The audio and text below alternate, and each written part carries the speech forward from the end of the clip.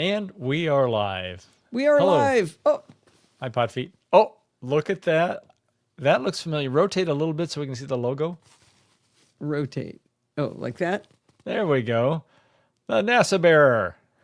Courtesy of NASA Nut, actually, but I figured Yes, it it would be was. appropriate for her to attend tonight. The Artemis 2 mission, which is going amazingly well. Not that we're And excited around here. we hope it continues through Splashdown. So I think it's tomorrow, Monday, around midday, that they will pass behind the far side of the moon Yes. and lose communication for Not the dark side of the moon? not the dark side. People keep saying dark side. The moon is like the Earth. It gets dark and light on all sides of it. It's not a fixed part of the moon. The far side, however, is the one we don't see from Earth. Why is Jill talking about Taco Bell? I don't know. The pick of Taco Bell as the food choice was the wrong choice, however. I don't get it. It must have Because been the a toilet's prior discussion. Because the toilets broke. I know about the toilets breaking. I don't know anything about Taco Bell. All right, I'm going to have some tricky audio insertions to do in this week's show. Uh-oh. Yeah. I've got a text file I need to have open. Oh, please. By the way, I'm going to throw something in the chat. I hope everyone has seen this image. It's been all over the internet, but it's a fantastic image of in this case, the dark side, the dark side of Earth, but dark only because that's the night side. It happened to be looking from the other side. But you can see some really cool stuff. You can see the aurora. That's actually the southern aurora in the upper right. A little bit of the northern aurora in the lower left. The LEM, backlit Earth on the lower right from the sun, backlit from the sun. And Venus is the bright dot there in the lower right. And the continent on the left there is Africa. So we're seeing mostly a little more of the southern than the northern hemisphere there. Pretty Barrington. cool. Teddy Barrington. Now, we have a special treat. I hope this will upload. Yes, we have a special treat video for you today. Hopefully it'll work with the music. It's a must play. It's inspiring. Oh, no, the music isn't playing. Oh, it's playing for me. Is it? Oh, Yeah, that's right. I have it muted. Good. Nice. Well done. Is it Vangelis? Who's the I don't know. composer? I don't know. It's Chariots of Fire. Chariots I of did Fire. that all by myself with Final Cut using the new version from Apple One, whatever. I was very proud of myself for that. Getting That would- into my video editing domain. Yeah. I won't have to do these the CES interviews anymore. Uh-oh. The music choice was Tom Merritt's. Bodie suggested a better choice would have been to speed it up and do Benny Hill.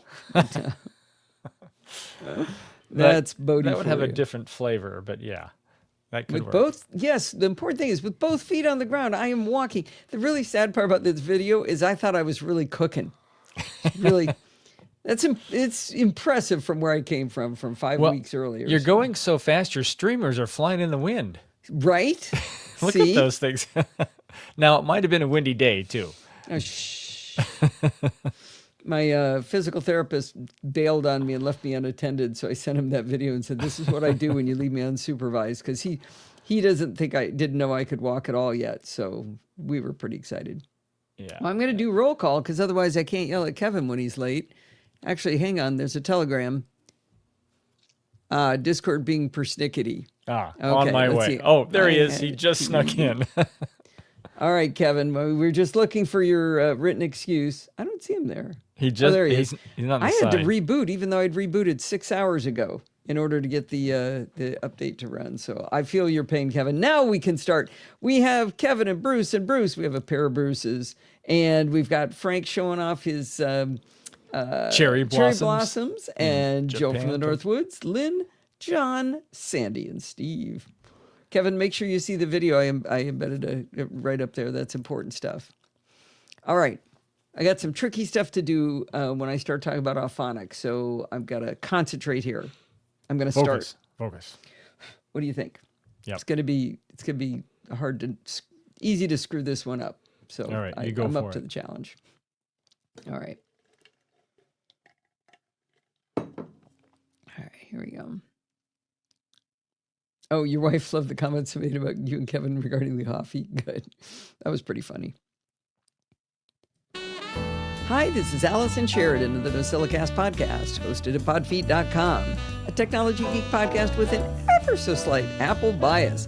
Today is Sunday, April 5th, 2026, and this is show number 1091. While I continue to make progress on being able to walk, I'm now using both feet on the ground, flat-footed, sort of walking, still supporting myself some with the walker. And I think that's a lot faster than the surgeon ever thought I would do it. But the last laugh will be on him when I see him in a couple of weeks. Anyway, thanks to everyone for the continued well wishes. Everything's coming along great. Ooh, it wants me to save. And see, yep.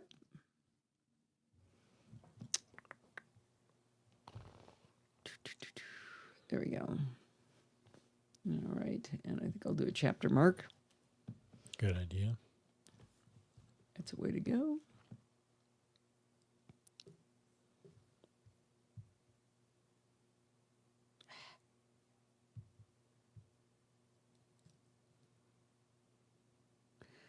Copy link, paste, done.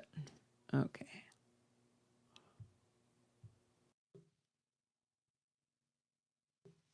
Alrighty, all right.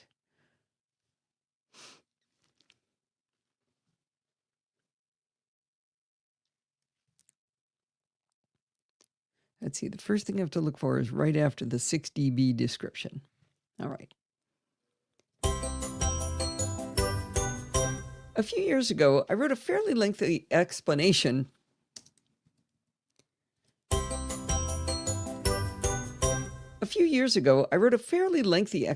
of how I use the awesome web service called Auphonic to sweeten the audio for the podcast. Everything you hear has gone through Auphonic. I put a link in the show notes to the article where I explain in detail how Auphonic levels the audio between speaking people, raises the audio in the official loudness standards. Sorry, one more time.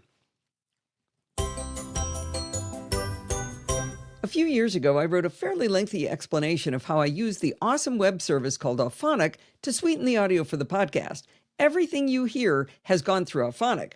I put a link in the show notes to the article where I explained how Auphonic levels the audio between speakers, raises the audio to the official loudness standards, minus 16 LUFS, removes noise, maintains chapters, FTPs the audio to the server, and even creates the transcripts you get to see with the shows. While I was confident my settings were everything they should be, I started noticing things not sounding quite as I expected. For example, during the recent episode where I talked about how much fun it was to be in a rehab hospital, I described the giant clunk sound the light made when you changed modes. I purposely recorded that awful sound while I was in the hospital just so I could play it on the podcast. However, after running it through Auphonic, you never heard the sound at all. You could hear me set up the 3 different modes, but then there was just complete silence after that. Then remember when I had to change the sound that I play when I'm panhandling for donations? It was originally the sound of a cash register, but I discovered that you were not able to hear that either. I changed the sound to some music, and now you can hear that. In a very recent episode, I was interviewing the woman from Levoit, and at one point she demonstrated the feature where her vacuum chamber gets sucked clean by its base station. I realized later, you never heard that sound. You probably guessed that I may have my noise suppression settings in Auphonic set a wee bit too aggressively. Now, as one does, I immediately turned to Mastodon to ask for help.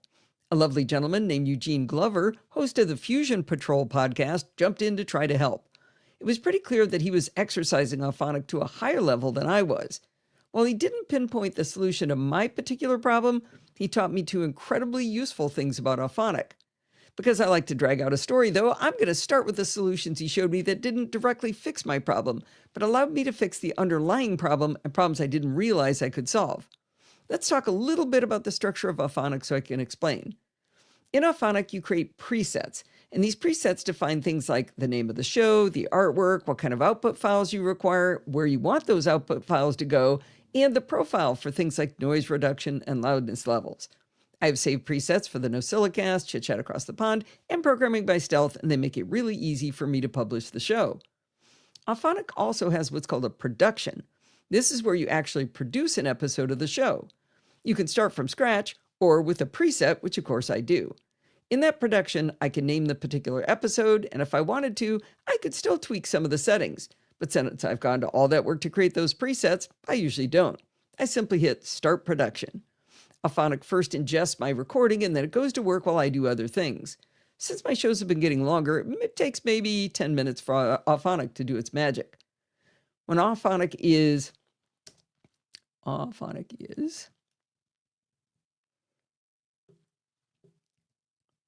drink. Mike Rose. Hi, Mike Rose. How are you? Oh, it happened to you. Bee sounds on wildflowers. Oh, man. When Auphonic is finished processing the audio, it brings up a window for the completed production. This includes download links for the various files I've had it create, like the MP3 file and the HTML for the transcripts. Below that, it shows me the waveform for the output file and the waveform for the original input file. It's fun to look at these waveforms because you can see the work that Auphonic has done to improve the audio. For example, if I'm recording with Bart, I can see that even though we start with our levels fairly close together when we record, they're not exactly the same, and the levels tend to be lower than you would want.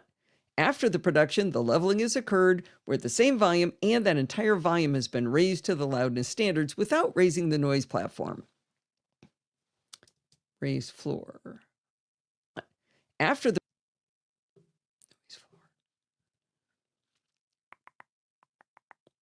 production, the leveling has occurred, so we're at the same volume, and that volume has been raised to the loudness standards without raising the noise floor.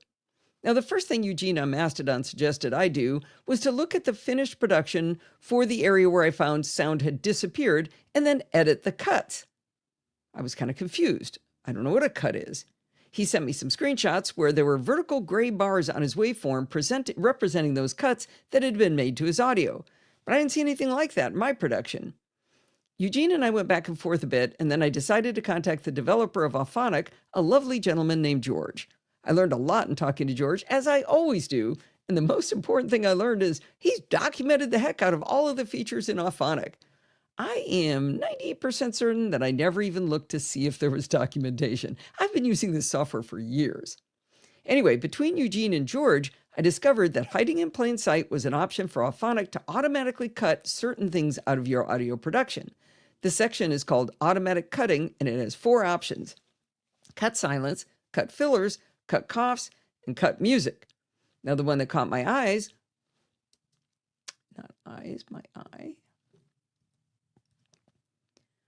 The one that caught my eye was cut fillers.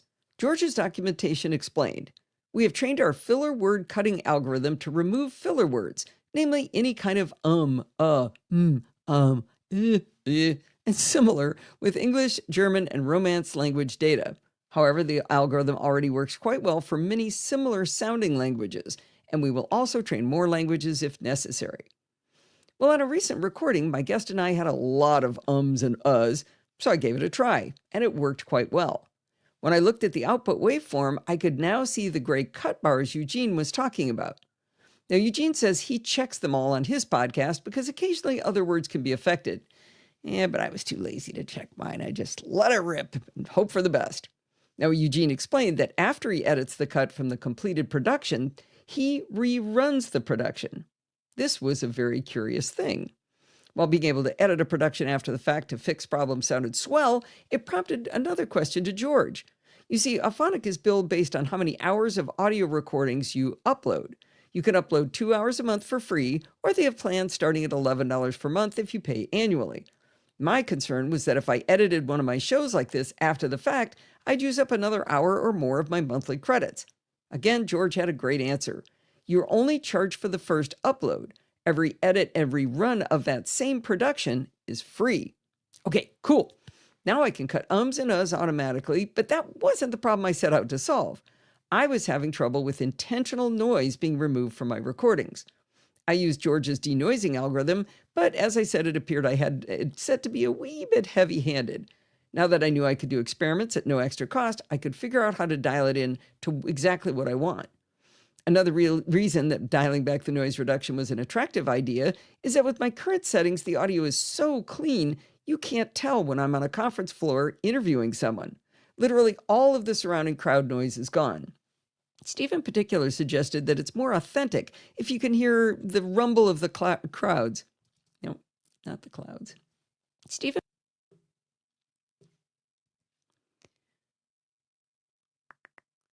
in particular suggested that it's more authentic if you can hear the rumble of the crowds, at least a little bit, when we're on a show floor doing an interview. Why can't you do his whole sentence in a row?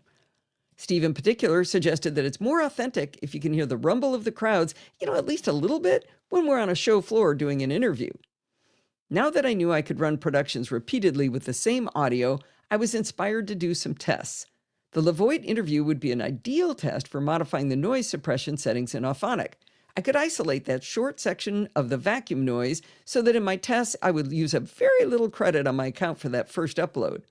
It was also ideal because it not only had this specific sound I wanted you to be able to hear, but it also had conference noise. If I reduced the noise suppression too much, I could end up with intentional noise coming through, but also make it harder for you to hear those conference interviews. The Auphonic interface for a production has a drop-down for the level of noise suppression. Full suppression is 100 dB, high is 24, medium is 12, and low is 6. The drop-down includes several options in between those levels. I had all of my presets set to 30 dB, which is above high. I ran my first test on the Lavoit interview at 30 dB of noise suppression, which is where I've had it set for quite some time. I wanted to see what the output waveform looked like and sounded like. Then I tested it at 12 dB, medium, and finally at 6 dB, low. Unfortunately, I can't play these different file outputs for you because the recording you're listening to will have its own noise suppression applied. I did put 3 30-second audio clips in the blog post so you can listen to them there, but I also included screenshots where you can see visually how aggressive that 30 dB of noise suppression actually was. I think describing the screenshots for the podcast will help. In these screenshots, you see the output audio above the input audio. In the 30 dB noise suppression version, the input clearly shows the 2 times the vacuum was turned on. In between those peaks, you can see the rumble of the crowd.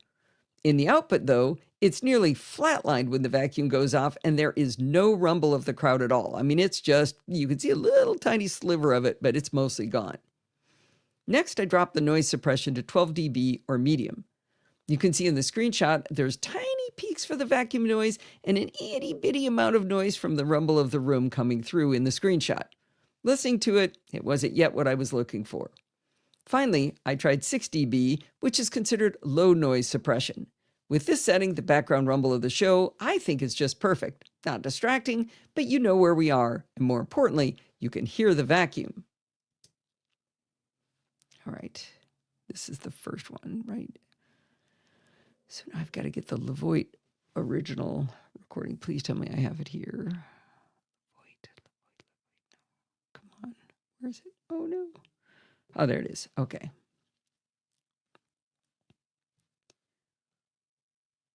Since I liked the 6 dB of noise suppression, I'm going to insert the original 30-second clip of the Lavoit vacuum noise right now so you can hear how things are going to sound going forward.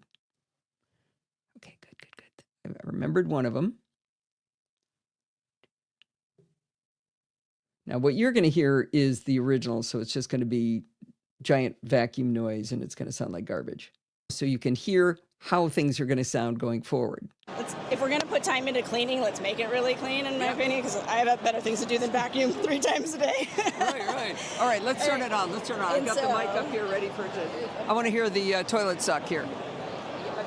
Bye-bye.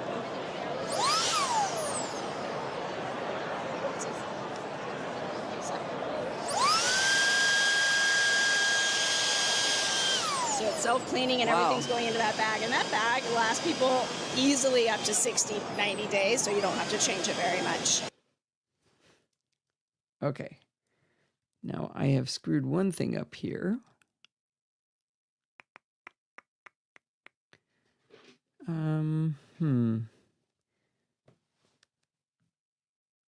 I need to go find the original. I thought I had the original lights recording. Okay, hold please. I'm going to be looking around. All right. Anybody remember how long ago that was? I got to go find it. I used it, and I got it from my You're saying when you're asking when CES was? When I played the audio for the NosillaCast of the lights going off. I went and found it. No, it's not that. It's in weekly files. That would have been like 2 weeks ago, 3 weeks ago. How far back? Sounds about right. See. Hospital. Oh, here we go. Got it? Yes. There it is. Good.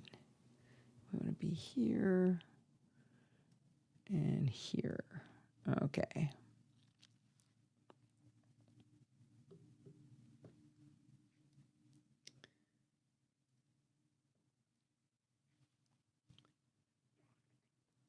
So you don't have to change it very much. Okay, I know that was a tight clip there and I didn't bother fading it, but hopefully you got the idea of how this is going to sound. Now, how about the noise that light made in the rehab hospital? As you may recall, it had 3 positions that I could change using a long strip attached to the light above my bed. You were robbed of hearing it because I was over-exercising that noise suppression. I now bring you that glorious noise from the hospital. Okay, I hope this works. Lights Rehab M4A. Whoop, that's interesting. That glorious noise from the hospital. Okay, the lights are off. Here I'm going to turn on the up light.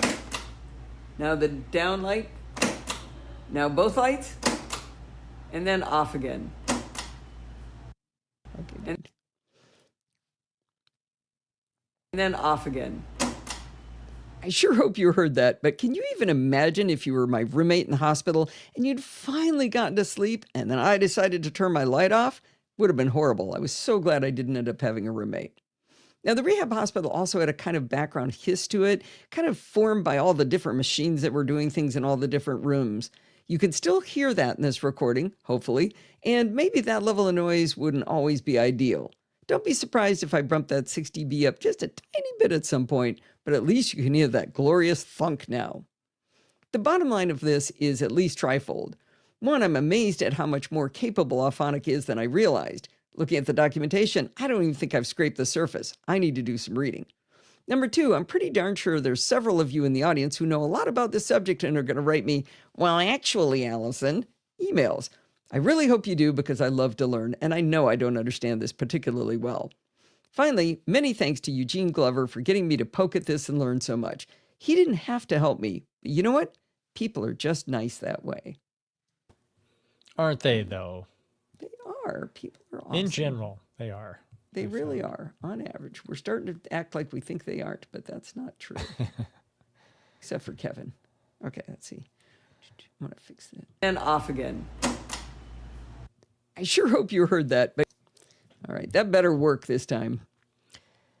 So you've adjusted your Auphonic settings so that comes through? Yeah, it should. Are you at 6 dB? Is that yeah. what you decided? Yeah, I'm going to go with 6 dB. All right. Oh, and now we should hear the conference rumble. For the interviews. Mm-hmm. Like this next one. Actually. Should I say anything about that, or have I made that point well enough? About the conference rumble? Yeah. Yeah, I think you made it. Okay, good. Because otherwise it'll be kind of out of place. Yeah. Eufy? You know, the Eufy guy said that he would send me any currently shipping products I wanted. And I realized I have almost everything I sell that I would want, you know. But you know what? They have one of those wallet cards, Steve. Yes, I noticed that, and maybe it works better than the one I have.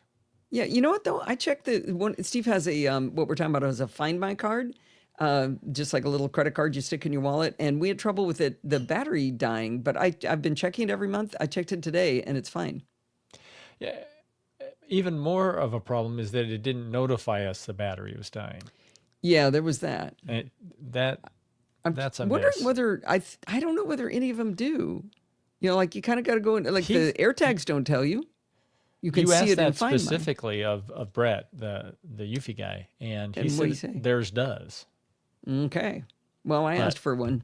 Notification could be something as simple as low battery in the text when you're looking at the device, which to me is not a notification. Yeah. Let's see.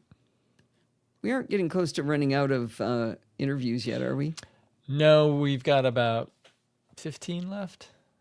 Good. Maybe 6 weeks, 7 weeks worth. No, don't go in there. Go here. All right.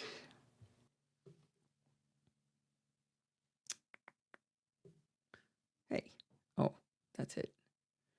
I'm going to start this one while I go to, let's see how that sounds. Nice that way. Oop. Too long. To help me. Wait, You know what? wait. People are just nice that Al? way. Hang on.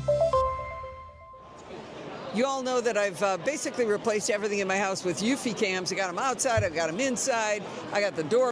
What? I thought that was the audio for your sponsorship stuff. Oh, it is. You're right. Thank you. I did the right one the first time, didn't I? Yes. Okay. You know what? People are just nice that way. You all know that I've basically replaced everything in my house with Eufy cams. I got them outside. I've got them inside. I got the doorbell. I'm loving the doorbell because I can see the gosh darn packages now. And so I decided to stop and talk to Brett White from Anchor, who, and Anchor is, Eufy is Anchor, right? Right. Eufy is the smart home brand for Anchor, so that covers security, covers robotic vacuums, baby products, smart trackers, anything pretty much. Oh, I forgot to do something at the beginning. Now that Kevin's here, we've got the full show here. Sandy and Kevin sent me presents, and that's right.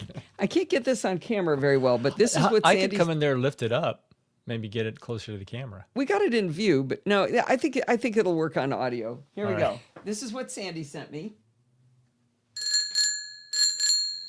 Yeah? and this is what Kevin sent me. Somehow those two sounds seem appropriate for Sandy and Kevin. Yes, and Sandy's bell came in purple. And Tell 'em- now Steve has to help me up and down the stairs every time I want to go up and down. And one of the communication problems we've had is he'll be waiting down at the, looking up the stairs to see if I've come to the top of the stairs, and that's wasting his time, or I'm standing there and I'm uncomfortable standing waiting. And so we don't know we have no way of letting each other know. I mean, I could text him, but that's annoying. So what I do when I'm at the top of the stairs is I do this. And all he has to blame is Kevin. Thanks, Kevin. Oh, boy. Now, hang on. Bruce and Sandy are both have gotten notifications of low AirTag batteries. When you say notification, can you be more I specific? specified that I see it in the app, but I've never gotten a notification. And they said they've gotten them. You mean a pop-up on your phone, for instance, Bruce and Sandy? Is that what you mean by? Huh. They all are saying it. I have not gotten one of those. We better go check our settings. Yeah. Oh, and Mike got the Eufy front door lock. Oh, I haven't tried the front door lock. I just replaced ours with a new. It August. starts August. Yeah, August. starts with an A. Yeah. Libre. 23 Libre. And I'll go get these two files.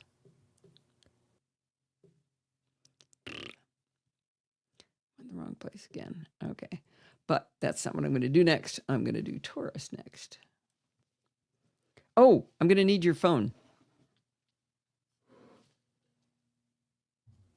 You need that now? Well, I can, unless you want to break in while I'm recording. no, let me bring it over. Let's see.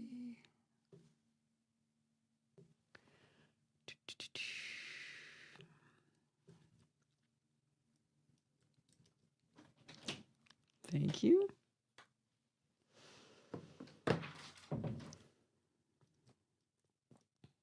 All right, let's see if I can do show and tell while we're doing this review. It's getting hot in here. Still, one of the best investments I ever made was my Dyson fan. I believe you probably can't hear it. Hopefully you can't hear it. But I have a cool breeze on me. You've even gotten the AirTag is dead, stupid, replace the darn battery. Huh. We definitely have to check our notifications, Steve. Okay, let's see.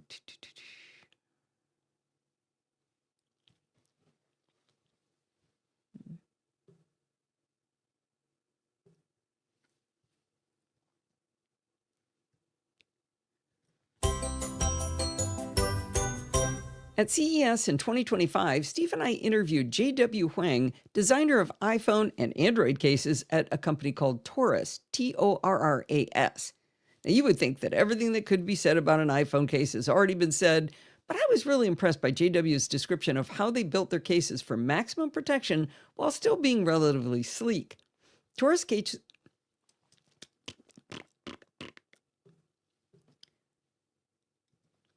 Taurus cases feature a rotating ring on the back that pops out to allow you to have a secure handle on the phone, but also gives you a nice stand at a lot of different angles.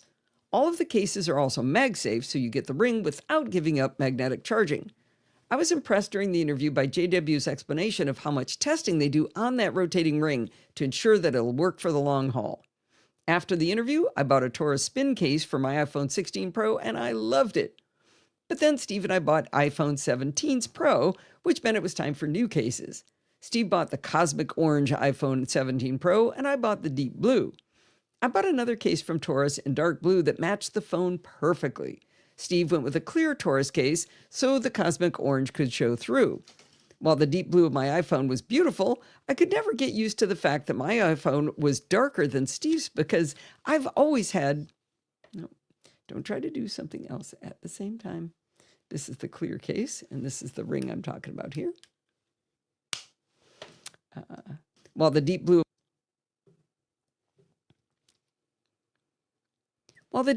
of my iPhone was beautiful, I could never get used to the fact that my phone was darker than Steve's, because he's always had the darker phone.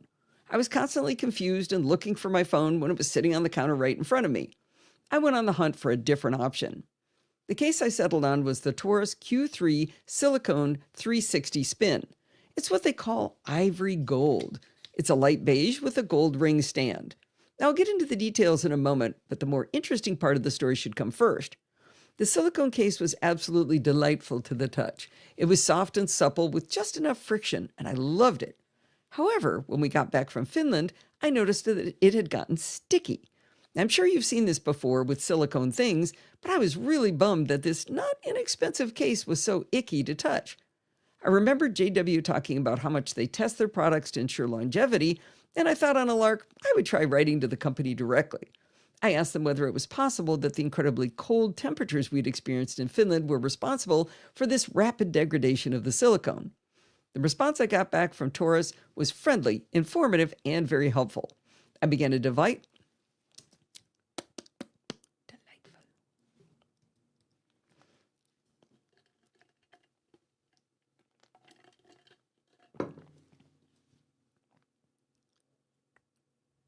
I began a delightful chain of emails with my new friend Jackie. Let's start with her explanation of what probably happened to my silicone case. She wrote, "Let me sincerely explain this for you. Silicone is a porous material by nature. It can absorb oil, sweat from hands, and moisture from the air. In hot and humid environments, the silicone becomes fully saturated with these substances. When the environment changes drastically and becomes dry, the moisture trapped inside the material separates out, which causes the issue you're seeing." I thought that was fascinating, and I was glad to hear it wasn't my imagination on the timing of the change in the feel of the case. Jackie explained that while regular returns and exchanges are possible for 30 days through Amazon, which is the only place they sell, however, if you truly have a problem with the product from Taurus, as I did, their warranty is 365 days. I hope you all remember when I got an Apple case that supposedly was warranted for a year, and they didn't honor that warranty when I had a problem with it.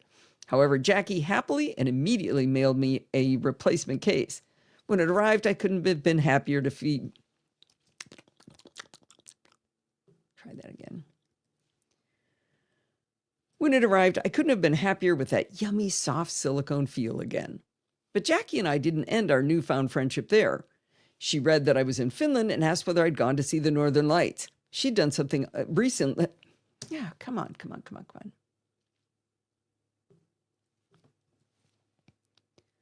She'd done something similar recently, so we traded photos and we both enjoyed each other's experiences.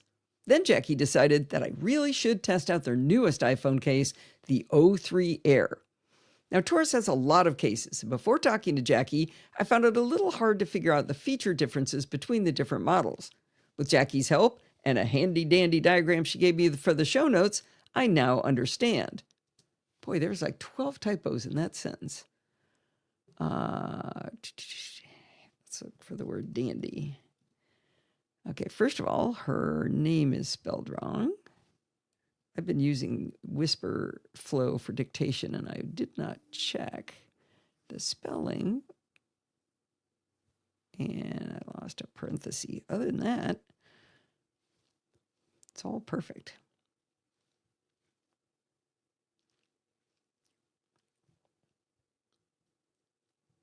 The main thing to know is that Taurus has two series of cases, O stand and Q stand. The Q stand series have rings that rotate out and down from the top, and then the ring swivels around that bottom connection point. This creates a relatively limited set of angles to use the ring as a stand. But in my usage, I find the Q series rings provide a predictable user experience. With my phone in my hand, I know that the little indentation to grab the ring is always at the top. I can execute this maneuver when I'm not even looking at the back of the phone. With most of the Q stand series of cases, the ring itself rotates 360 around that single pivot point, giving you a pretty good range of positions to stand up your phone. Within the Q series,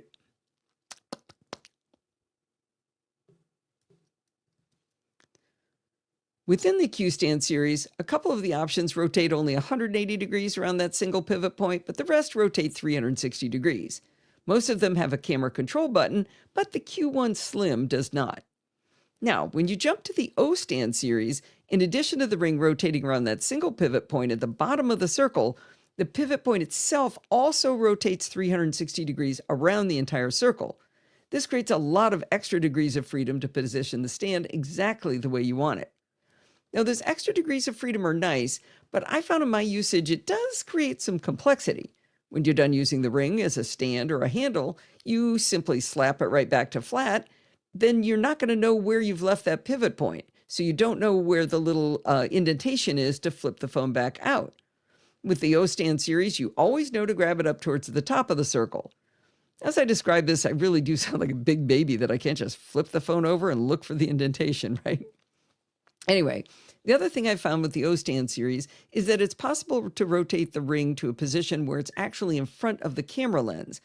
I've learned not to rotate it up that high when trying to take a photo, but the first time the ring was blocking the lens, it looked like there was like a flying saucer spaceship in my way. I was very confused about what I was seeing. I'm not saying everyone will be confused by the O stand series and its flexibility. It might just be me. I've included a link to let you see the O stand and Q stand series all on one page so you can compare those models, so look in the show notes. Okay, I'm going to stop and show you the images because it's really hard to do while we're talking. I'm going to be talking about two different cases. This is my deep blue phone. And this is what I'm talking about. You rotate this out, it rotates around like this, and it rotates around that pivot point. Actually, am I lying? Oh my God, Steve, I'm lying. It doesn't rotate about the pivot point. I thought mine did. Does mine not either? No, it's the same case. Oh man, I got to rewrite that. No. I thought we had one that did. I think we did. So there's another series, O, Q, and... Yeah, shoot. We should look at their handy diagram.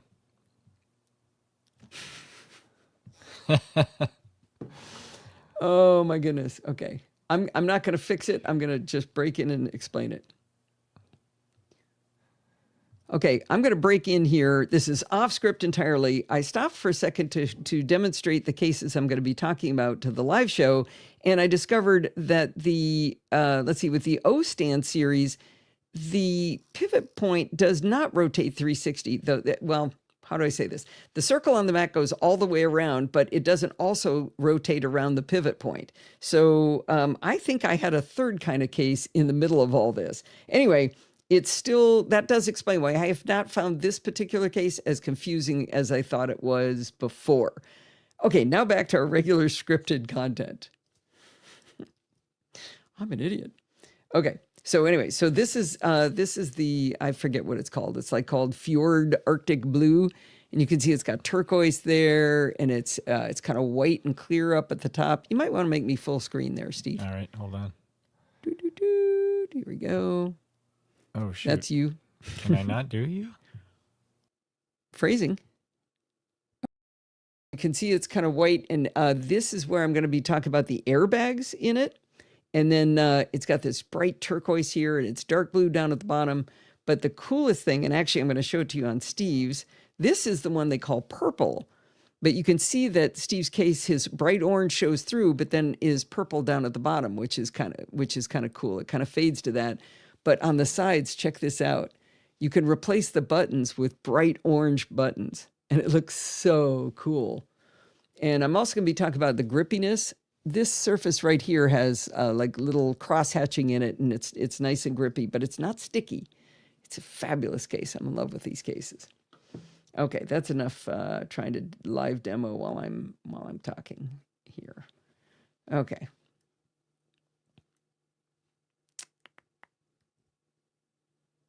Here we go. All right. The O-Stand series isn't just about how that ring rotates, but it's also about protection for your phone. They have 4 versions of O-Stand iPhone cases, and the biggest differentiator is the drop protection. On the O-Stand section, they show 4 different models with drop protection ratings from 4 to 7 times the military standard. But they didn't say which military standard. You know, I couldn't just let that ride. I learned from Jackie after I queried her that they're referring to Mil Standard 810G 516.6. Now, I'm sure you're all familiar with this specification, but let's just kind of refresh our memory on it a little bit. In this 804-page specification, you'll find section 4.6.5 procedure 4 for transit drop. As you know, this section says that for man-portable devices under 100 pounds and a largest dimension under 36 inches, the device should be dropped from a height of 48 inches onto 2-inch thick plywood over concrete, and that should be dropped a total of 26 times, including on each face, edge, and corner. The device is to remain functional throughout these tests. Now, since the Taurus page on Amazon lists the newest O-Stand, the O3 Air, as withstanding 7x the military standard, I had asked Jackie whether that meant they dropped it 182 times, or perhaps they dropped it from 28 feet. Jackie explained that they do indeed drop it 7 times 26, or 182 times. That's pretty crazy. Okay, I know you'd like me to talk more about military specs, but let's talk about this O3 Air. You should know that Taurus gave me 2 of these cases. I did not pay for them. One is in Misty Fjord Blue, and the second in Dusk Haze Purple. The first thing you'll notice about the O3 Air, after you drop it 182 times, is that it has a beautiful gradient to the color. The Misty Fjord Blue is a lighter, slightly icy, translucent teal at the top, and it darkens to a deeper, darker blue teal towards the bottom. Jackie explained how they get this unusual gradient in a phone case. She said, ordinary phone cases only require 1-step dyeing, but gradient phone cases need multiple immersion dyeing processes. We also have higher requirements for controlling color accuracy to ensure the stability of the product color. After each immersion dyeing, the phone case must be thoroughly dried, and each drying process takes several days. In this way, the entire production cycle for our O3 gradient version reaches 30 days. That is why it's more expensive than the other phone cases on the market. You may have seen color block designs, which are easy to implement or use environmentally unfriendly spray painting. However, we are the first to achieve excellent gradient control and use immersion dyeing instead of spray painting to firmly lock the color. Now, I was just worried about how the Misty Fjord Blue case would look with a deep blue iPhone, but it looks fantastic. The corners look like bubbles, and that's because they're actually air pockets. Taurus calls these airbags, and it's how they achieve this high level of military-grade drop testing success. Now, while visiting Steve's parents, I used my walker to go across a very gravelly asphalt driveway. I didn't notice that my phone was vibrating on the seat, and it vibrated all the way off onto the driveway. It landed on its back, and with the exception of a couple of very tiny scratches in the case, my phone was completely unscathed. I confess I did not test this 182 times. I know this is an awful lot of description for a phone case, but the O3 Air really stands out. The buttons are perfectly clickable and are a light teal. But get this, you could pop the buttons out and replace them with the included cosmic orange buttons. Now, the sides of the O3 Air have a nice grippy texture while keeping the rest of the phone slick enough to slide into a pocket. Now, when the Dust Haze Purple case arrived, Steve and I took turns with the two cases, swapping them between my deep blue iPhone and his cosmic orange iPhone. Turns out the O3 Air and Dust Haze Purple look spectacular on the cosmic orange iPhone. Who would have thought? When we popped out the buttons on the Dust Haze Purple and replaced them with the cosmic orange buttons, it was stunning. Now, since I wrote up the article, went ahead and popped out my buttons too and put the cosmic orange ones on, and it looks really, really cool. I love these cases. Now, I'm sure you've guessed by now that the O3 Air from Taurus is not inexpensive. It's $70 on Amazon for the iPhone 17 Pro and Pro Max. Even if you don't go for the O3 Air, and I understand the price sensitivity there, I highly recommend you check out all of the offerings from Taurus on Amazon. I love the rings, I love the protection of the iPhone, I love the colors they have available, and I love that they stood by their product after the silly low humidity of Finland wrecked my Q3 silicone case. Okay, I gotta make a note to update that fix Taurus. Show production may be a little later tonight. No, I'm just gonna fix the blog post after. Oh. I'm not late, am I? No, you're not we're late. doing good. You have time. All right. Isn't it pretty? Isn't it cool? I love it. Anyway, you like it, Steve? I do. Yeah. The orange by itself with a clear case, it's a little much. It's a lot of orange. So this kind of mutes it down and gives it we'll call it a unique look. Yeah. Yeah. I've never seen a case quite like that. And for some reason, I can tell our phones apart, even though now they're more identical than they were before. Mm-hmm. Okay, let's do this. And now we are going to go with...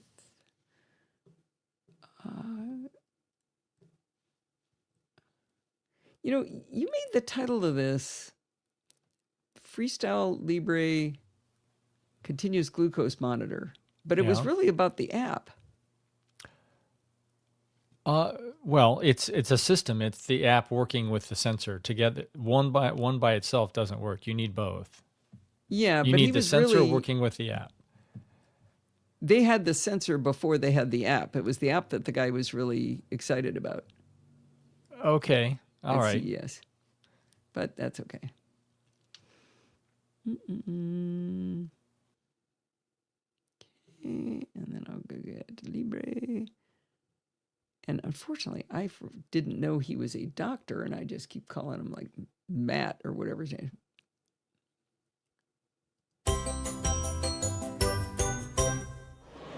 I'm here with... Oh, I like that down. Actually, hang on. To our regular scripted content. Oh, no! I wasn't recording, you guys. When? Everything I said after I broke in and changed the... Shoot. After we are going to be late. After you broke in and changed what? I broke in and said that I messed that stuff up. Oh. You guys are supposed to be watching. Yeah, now we're going to be late. I got news for you. Okay, where did I break in? That's the question. See the O stand and Q stand series all on one page so you can compare those models. So look in the show notes. Okay, I'm going to break in here. This is off script entirely. Oh, you did get it. No, I got that part, but... So what part did you Everything stop? after breaking in. So the last half of the article has not been recorded. But you where's guys the break? Are fired. Where's the break-in point in the article? Halfway through, right under Oh. the graphic of the O stand. All right, now I got to speed up. That's annoying. Who's in charge here? What were you guys doing? The O stand series isn't just about how the ring rotates, it's also about protection for your phone. They have 4 versions of O stand iPhone cases, and the biggest differentiator is the drop protection. On the O stand section, they show 4 different models with drop protection ratings from 4 to 10.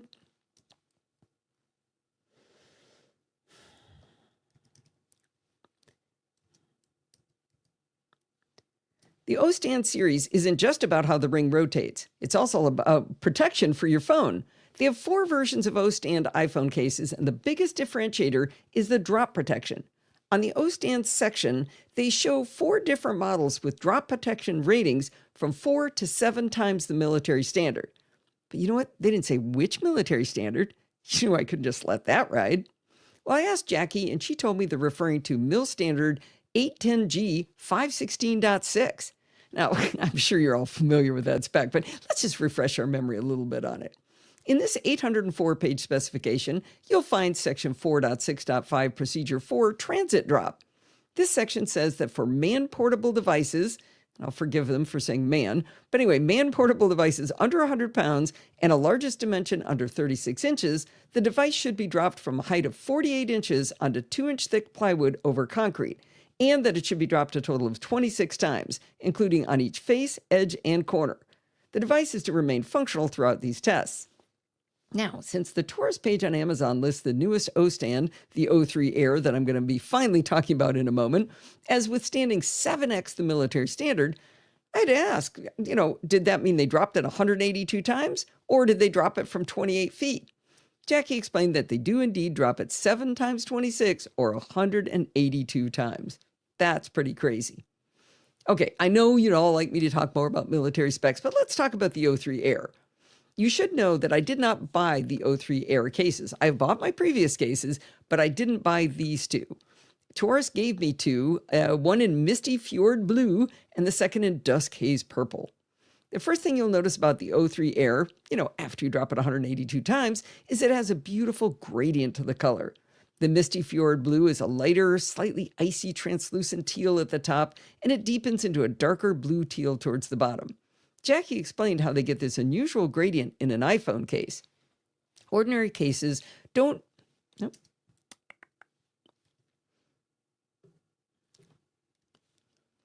Ordinary phone cases only require 1-step dyeing, but gradient phone cases need multiple immersion dyeing processes. We also have higher requirements for controlling color accuracy to ensure the stability of the product color. After each immersion dyeing, the phone case must be thoroughly dried, and each drying process takes several days.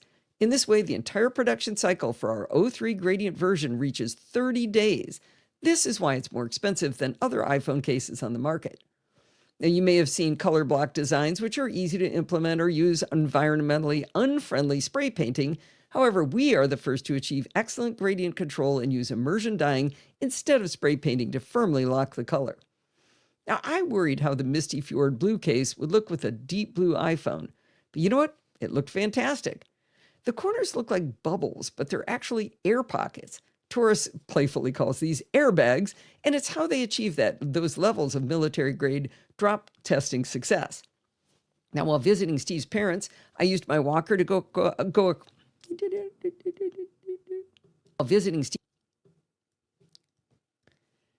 While visiting Steve's parents, I used my walker to go across a very gravelly asphalt driveway. I didn't notice that my phone was vibrating on the seat as I went across the driveway, and it vibrated all the way off onto the driveway. It landed on the back, and with the exception of a couple of very tiny scratches in the case, my phone was completely unscathed. I confess I did not test this 182 times. I know this is an awful lot of description for an iPhone case, or a phone case in general, but the O3 Air really stands out. The buttons are perfectly clickable, and they're a light teal on the Misty Fjord Blue. But get this, you can pop them out and replace them with included cosmic orange buttons. The sides of the O3 Air have a nice grippy texture while keeping the rest of the phone slick enough to slide into the pocket. When the Dusk Haze purple case arrived, Steve and I took turns with the two cases, swapping them between my deep blue iPhone and his cosmic orange.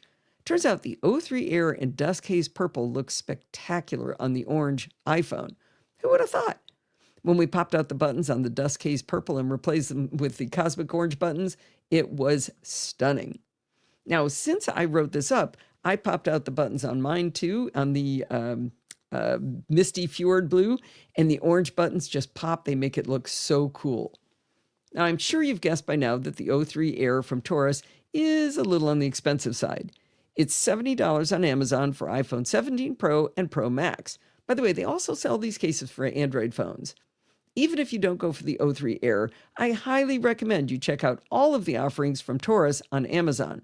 I love the rings, I love the protection of the phone, I love the colors they have available, and I love that they stood by their product when that silly low humidity of Finland wrecked my Q3 silicone case. Okay. Save. Yes. I still need to redo that when I'm done. Okay. Got to speed up here. Speed up. Okay. Now we can do this one. And yeah, did I record everybody? It's one of your main jobs. Seriously. Well, with this new setup, I can't see both the recording and the chat room. And that is a downside of this setup. Wait, you can't tell? Oh, so you're not showing it to them. Well, I thought when I'm recording, I can go one or the other, but I can't show both. And so what I see is what they see. So right now, for instance, I can't see your Hindenburg display. When do you show the Hindenburg display? I do it sometimes when you're editing and you're focusing on the edits. And oh, so it's not their fault. No. So I thought they could see. Nor mine. Well,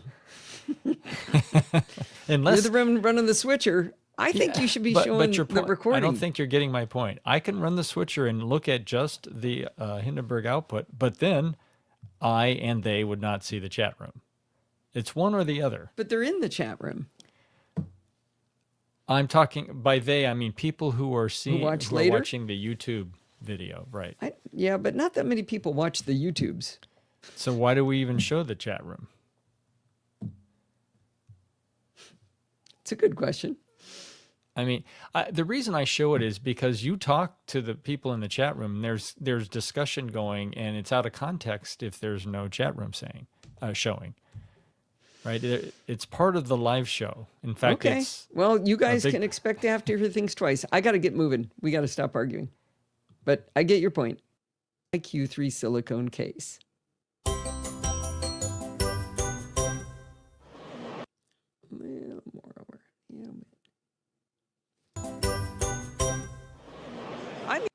Okay, to the end of that. All right, now I get to do my money. Oh shoot! I forgot the third thing I was gonna do. I'm gonna put the cash register in. Wait, is this the cash register I used to do? Oh, I kept it. No, there it is. Money.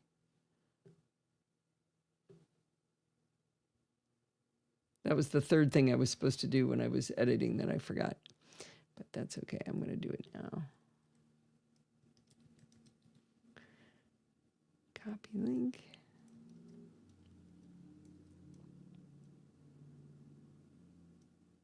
Thank you. Thank you. Hey, could you hear the cash register?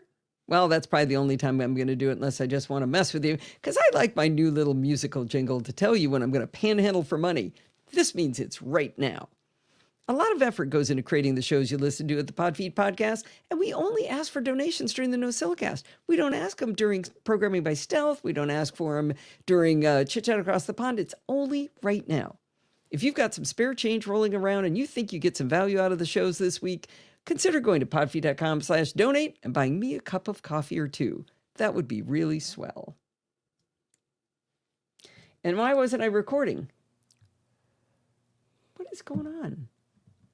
Something's going on. I think my keystroke's not working. I gotta watch. Hey, did you hear the jingle of the cash register? Well, I've decided I like my new little musical jingle better anyway, so I'm going to switch back to that. But I want you to know that's the sound that you're going to hear to know when I'm going to panhandle for money, and that means it's right now. A lot of effort goes into creating the shows you listen to at the Podfeed podcast, and we only ask for donations during the NosillaCast. You'll notice I don't panhandle during Programming by Stealth or during Chit Chat Across the Pond. If you've got some spare change rolling around and you think you've got some value out of the shows this week, consider going to podfeed.com/donate and buying us a cup of coffee or two. That would be really swell. All right. Another chapter mark. Oh, it's 6 o'clock. Yep. Now you're holding them late. Yeah. Whose fault is that? I don't know.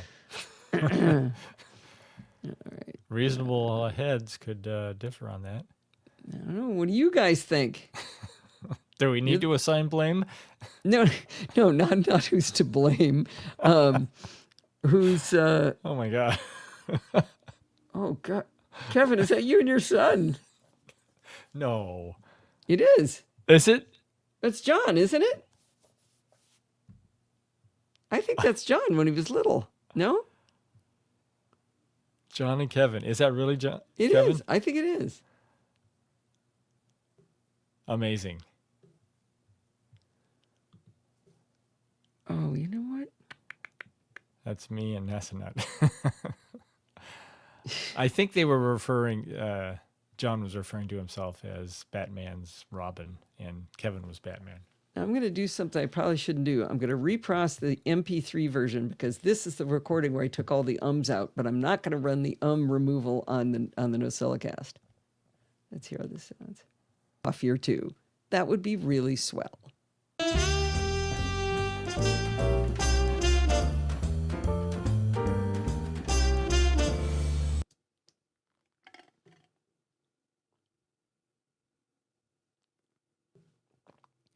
Isn't that a cool picture he picked?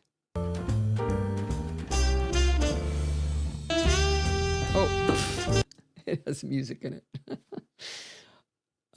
Okay, well, that makes that easier. That would be really swell.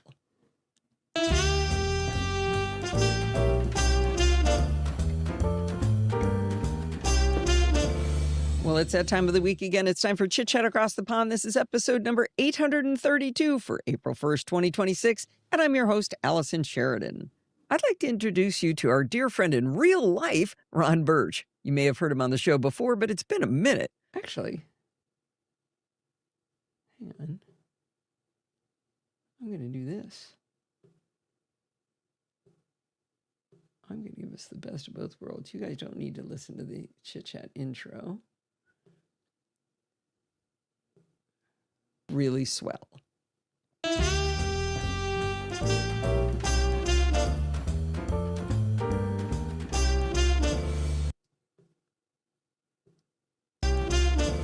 I'd like to introduce you to our dear friend. It's a little quick. We went as the bumblebees, Kevin. I'd like to introduce you to our dear friend in real life, Ron Birch. You may have heard him on the show. All right, down to the end. Let's see, and this says the music, which I don't think. Contact me for any reason. You can email. Oh, I don't need all that. I will totally look forward to that. All right, thanks for coming on the show, Ron. You bet. And B, get rid of that. And now we go here. There's going to be some weird markers. I wonder what's going to happen with those. Oh, well. All right. Thanks for coming on the show, Ron. You bet. Well, that's going to wind us up for this week. Did you know you can email me at allison@podfeed.com anytime you like? I bet you did. You know, if you have a question or a suggestion or a review, just send it on over. People have been so great about giving me reviews during these troubling times. Anyway, remember, everything good starts with podfeed.com. You can follow me on Mastodon at podfeed.com/Mastodon. If you want to listen to the podcast on YouTube, you can go to podfeed.com/YouTube. If you want to join the conversation, you can join our Slack community at podfeed.com/Slack, where you talk to me and all of the other lovely NosillaCast castaways. You can support the show at podfeed.com/Patreon, or like I mentioned earlier, with a one-time donation at podfeed.com/donate. There you can use Apple Pay or any credit card. Heck, you could also do it with PayPal by going to podfeet.com/PayPal. And if you want to join in the fun of the live show, head on over to podfeet.com/live on Sunday nights at 5 p.m. Pacific time and join the friendly and enthusiastic NosillaCastaways. Thanks for listening and stay subscribed. Hey, I just had an idea. You know what you could do? You could, if you remembered, play. No, I mean, this would be as hard to remember as me hitting the record button. You could show the Hindenburg right up until you're sure that I'm actually recording. Yeah. And then flip over. I That could. means you having to remember when, why don't I just remember? Yeah. StreamYard's really, Twitchy. well, I have to delete. Okay. For me to do, there are 3 button pushes just to change scenes. It should be 1. So for instance, to get back to the chat room, I have to remove that. And I guess it's 2 button pushes. You can't just swap. You have to remove Okay, one. it's just a thought. It's just a thought. But no, it this doesn't is not happen that this is often. not an automation. This is within StreamYard. Bruce says, I bet Sparky could automate that. Sting and stay subscribed. All right. Did you count the chapters? I did, but let me recount. 7? I see 6. Oh, you're right. 6. I counted support the show twice because you did it twice. All right. I think we are a wrap, and I'm letting you guys out 6 minutes early. You guys are ahead overall, though, because I've been 6 having minutes short late. shows. Did I say early? Yeah. Yeah. But you've been getting out early out of class, so That's you true. have time to make up. We credited some time there. All right, everybody. Appreciate y'all coming. Happy Easter. Bye, everybody. Wait. Have a great week. Wait. Oh. There, that's the way to end the show. Bye.